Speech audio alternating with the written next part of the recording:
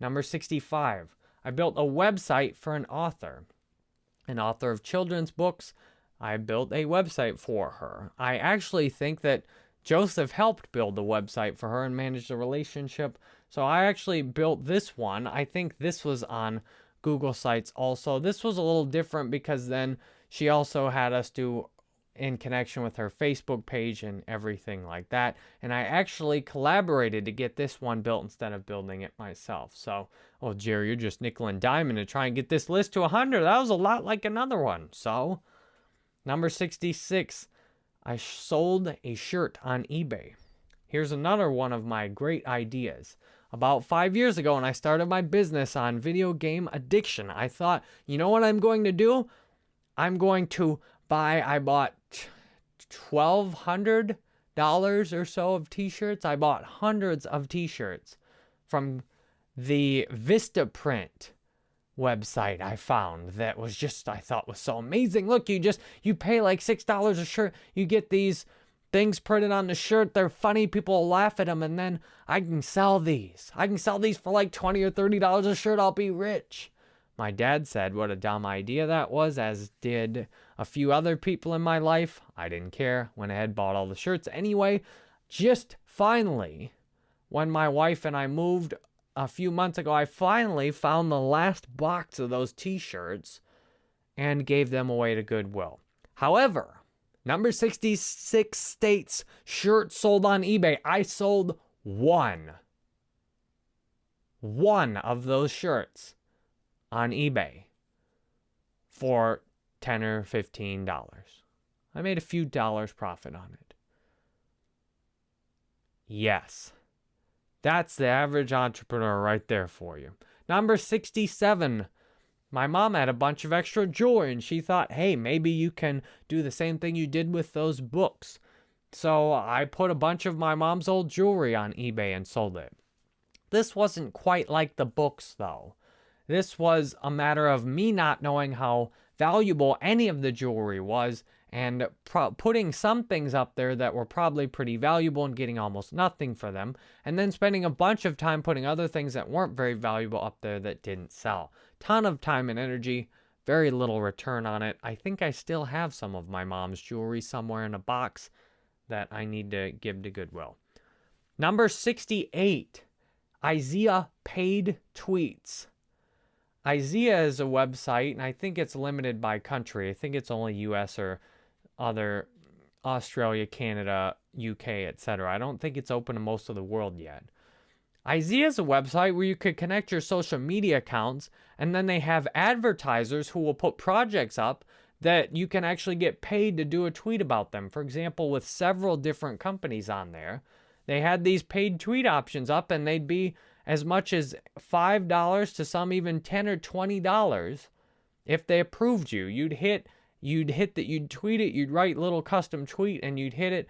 The problem was with this website, the interface was horrible. The advertisers were terrible about actually going through and approving you. A lot of advertisers just would put something up, never even check it. And if the advertiser never checked it, your request would never go through. So the advertiser, there was no penalty for putting up a whole bunch of projects and never looking at any of them.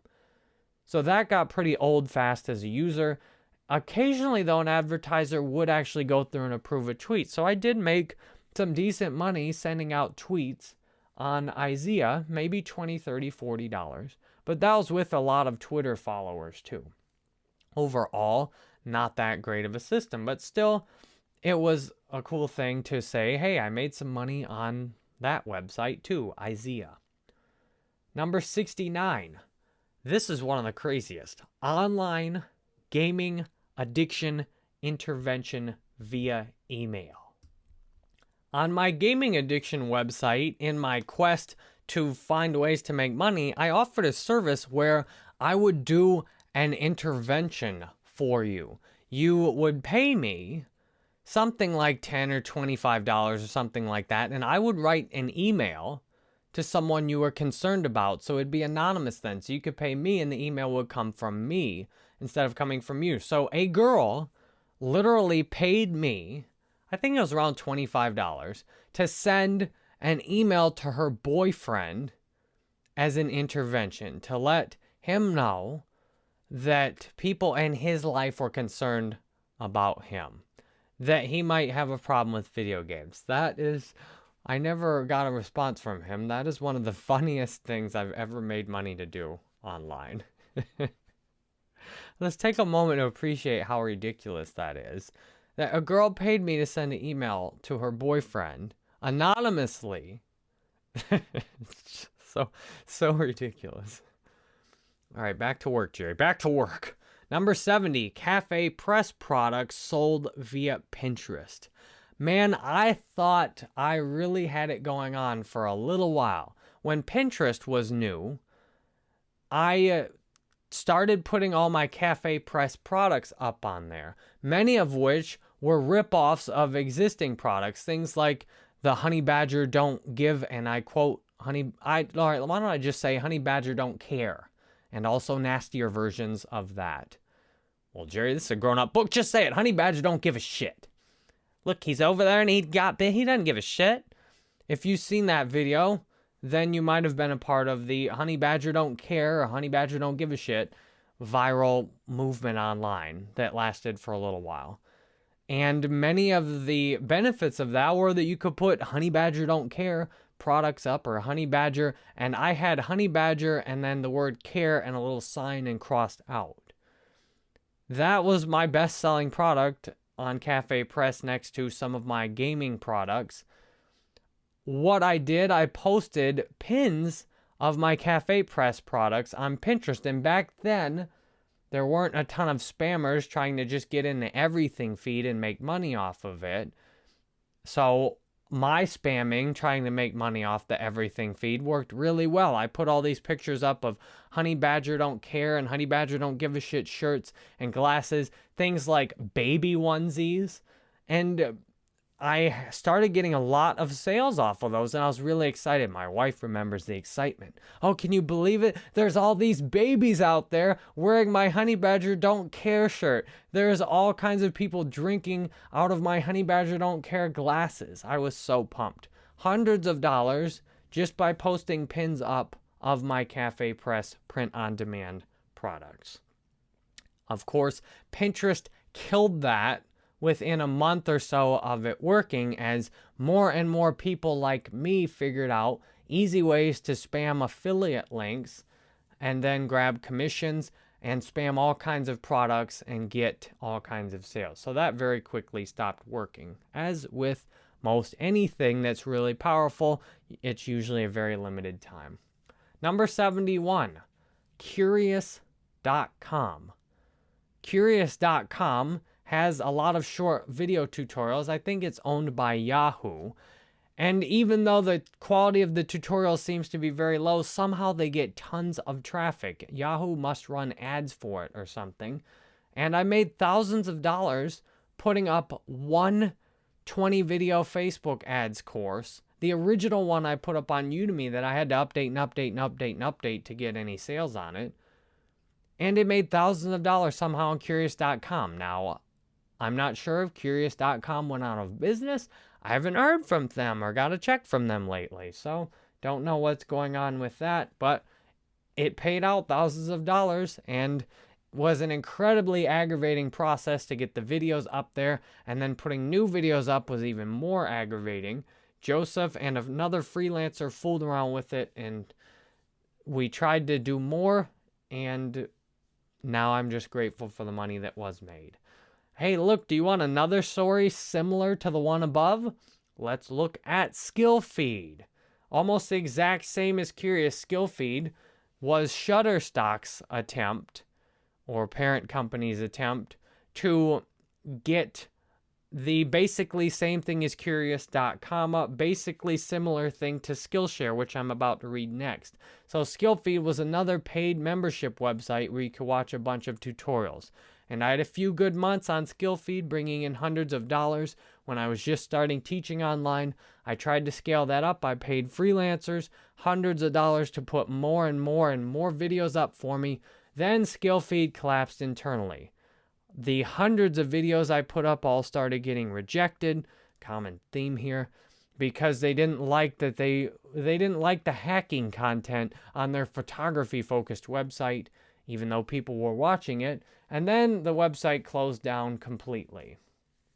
Number 73, Skillshare. I was just talking with my friend Joe Paris about Skillshare yesterday. Skillshare has paid out thousands of dollars now to put my videos up there. The problem with Skillshare, it's very much a here and now focused kind of thing. So whatever's the very newest trends very easily currently on Skillshare. And while I'd love to have more time in my life, the Audible book, the Facebook book, has sold over 100 copies in the first month, and that should pay out. Skillshare paid last month $400.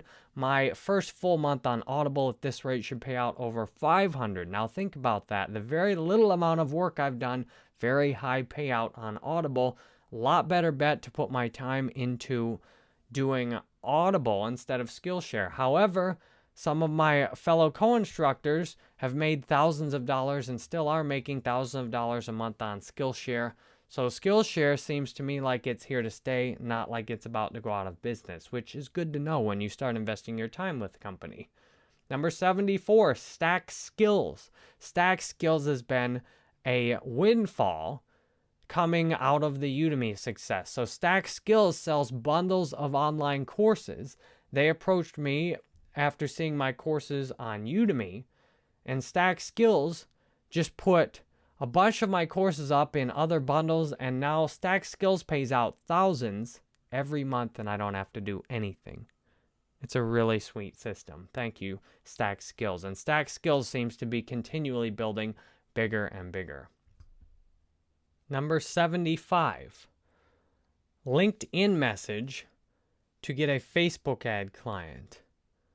While most of my Facebook ads clients and Facebook ads campaigns were the main way I made direct money with clients, I also used a LinkedIn message to find a client who paid me $399 to make Facebook ads.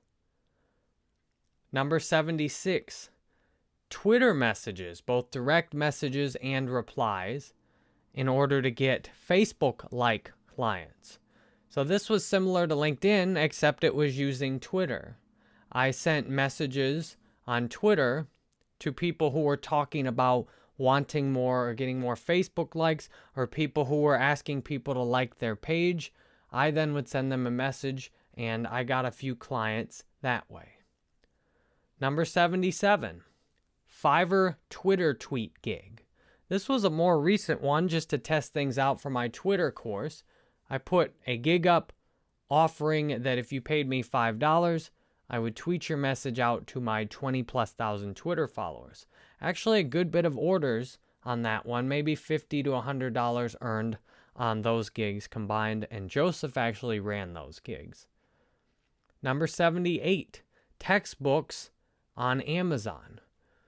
Back in college and graduate school, selling textbooks back to the used bookstore was a terrible business to be in. They hardly give you anything, and you would have paid everything.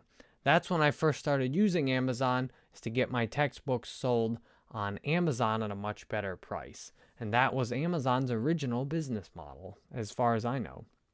Number 79, a paid webinar.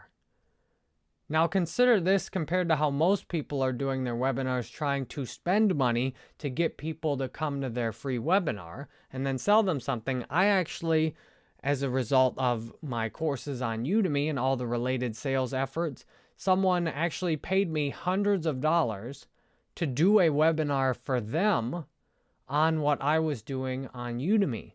They had an audience that they were doing a series of webinars with, and I said, well, the only way I would participate is if you paid me several $100s to do it. So they paid. They paid it at the last minute right before the webinar was about to go live, because I told them, you'll pay me before I do it or I won't do it. Number 80, mobile app install media buys. So for this, I was set up to get people to install mobile apps using mobile ads. So I'd have clients with mobile apps. They wanted to get the installs. I would make the media buys then for them on behalf of my client. Now, my client did most all the work to set this up, to get the relationships. What they needed was then for me to be able to wire over the money to make the mobile app buy. So my company has been a big part of getting mobile app installs, even though I personally have done little more than look at the project overviews and send the money. So this is work with a client. Number 81, mobile app user testing. Now, I told you about the focus groups I did before. Number 81 is different because it's strictly online user testing. So I got people, my cousins, friends, family members to go test mobile apps. I paid them something like $10 to download and test a new app, which would take often 20 minutes or less. And I hired a bunch of people on Fiverr to help out with this also. Now, I hired so many people at once and so many Fiverr users complained that Fiverr actually pulled all of the gigs I bought at the same time across the whole website. I bought hundreds of gigs because the client paid thousands of dollars to get these mobile apps tested by users. I spent hundreds ordering gigs on Fiverr, and Fiverr decided the best thing to do is pull all of my orders at the same time. That means pull the orders that people were happy to have received as well as the ones people didn't like. I sent a nasty email to Fiverr customer service, told them to put my orders back in. They said no. They at least said they'd allow me to go buy new orders, and they asked that I use better discretion and not buy gigs that users had offered for one service and attempt to get the users to offer something else. Another messy failure, and yet somehow I got barely enough users to complete the app test. The client was happy, and I made a little bit of money. Although if you calculate the time it took to do it, it wasn't at a great hourly rate. Number 82, one-on-one Skype call through my website. Before I used Acuity Scheduling, I would have a Skype call available that you would pay anywhere from $300 to $400 to schedule a Skype call with me, which either was for consulting alone or often was the first step to become a client. So I'm grateful. I got lots of Skype calls ordered through my website, and those have been very helpful for supplementing the income from everything else. The Skype calls now led to me setting up the Acuity Scheduling, and those tend to be one of the more productive, higher earning parts of my business. If you think about it, obviously getting paid anywhere from $200 to $600 an hour to take a call with someone's a really good deal. Not just for me, but often the person I actually have the call with is very happy with what they get out of it, because what I try and do is listen in the calls, and I try and provide genuine value in the sense of giving honest advice.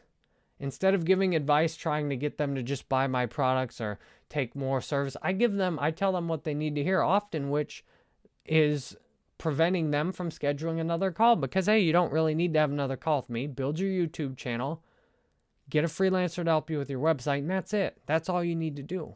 Maybe have another call with me in 6 months if you need, but you've got a lot of work to do right now. Do it this way. So I really like that about the calls. Those have been one of the areas I would say of success, that people are consistently happy with them, and I enjoy doing them. And it compensates me at a good rate as well. Number 83, a weekly consulting package. I'm grateful. A couple of years ago, I had a client pay me $700 a week to help out with their ads and do hands-on consulting. So to have a phone call with them every week to do everything with their ads accounts to completely get them out and get their product out there. Now, what did we do? We found out very quickly their product was not one that people wanted to buy.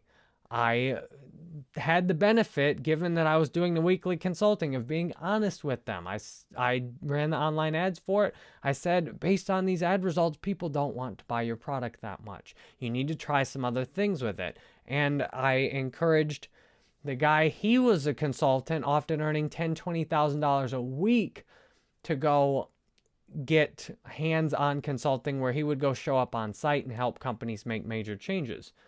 So I encouraged him. I said, you're doing such a good job at the business you have.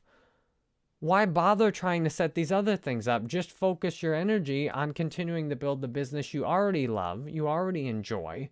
Continue building that business and just do that. That you make such good money doing that. These side projects often end up just being a waste of both time and money. Things you could be doing and having fun with family or friends, and then you already have enough money, so why try and make more? And he provided me a lot of value too. He said, Jerry, one of the best things about what you do is that you communicate a lot of these same things other people communicate, but you communicate it from a loving and service point of view instead of a I want to get something out of you point of view. So you have a rare form of delivery for your internet marketing message. So I am very grateful to the client who hired me to do a weekly consulting package and helped me so much.